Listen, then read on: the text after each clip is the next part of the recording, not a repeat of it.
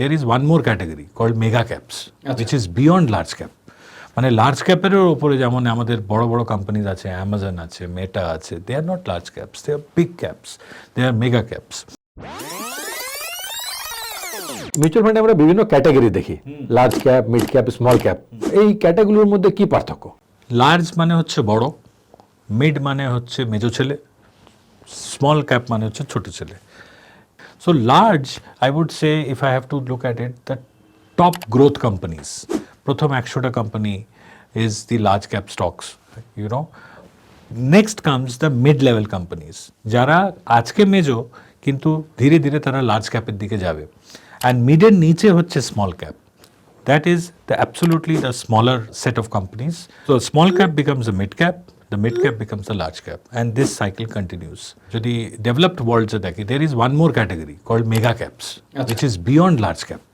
মানে লার্জ ক্যাপের উপরে যেমন আমাদের বড় বড় কোম্পানিজ আছে, অ্যামাজন আছে, মেটা আছে, they are not large caps, they are big caps, they are mega caps. In a portfolio আমাদের সবকটারই কন্ট্রিবিউশন দরকার।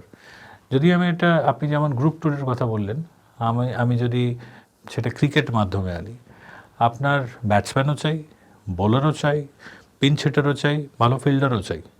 So all of their contribution will come through large, mid and small.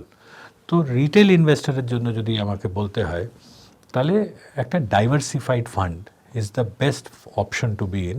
কারণ fund ম্যানেজারই কোনটা large, কতটা mid, কতটা small, either through a multi cap or through a flexi cap fund that can be managed. Market capitalization অনুযায়ী 100 পর্যন্ত large cap, 101 থেকে 250 পর্যন্ত mid cap, আর 250-এর পরে 51 থেকে স্মল ক্যাপ। আর লার্জ ক্যাপকে আমরা বলতে পারি relatively stable and relatively less volatile and relatively stable. Mid cap a bit more volatile and growth oriented, and small cap much growth opportunity with higher volatility. Adding to a different colour, higher the risk, higher the reward.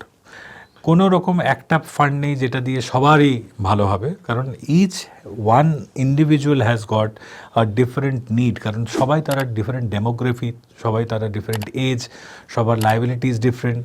So large, mid and small, I think it complements each other very well. Absolute answer হয় না যে এটা ভালো এটা ভালো না, এটা সুটেবিলিটির হিসাবে ইনভেস্টরকে দেখে বুঝতে হবে আমাদের যে ওনার রিস্ক অ্যাপাটাইট কতটা, ওনার দরকারের হিসাবে, রিস্ক অ্যাপাটাইটের হিসাবে, ওনার ফাইন্যান্সিয়াল গোলের হিসাবে আমাদের একটা বাস্কেট তৈরি করতে হবে কম্বিনেশন মিলিয়ে। একদম।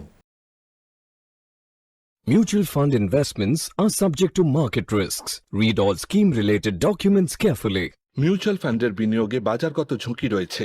যোজনা সংক্রান্ত সব কাগজপত্র ভালো করে পড়ে নেবেন।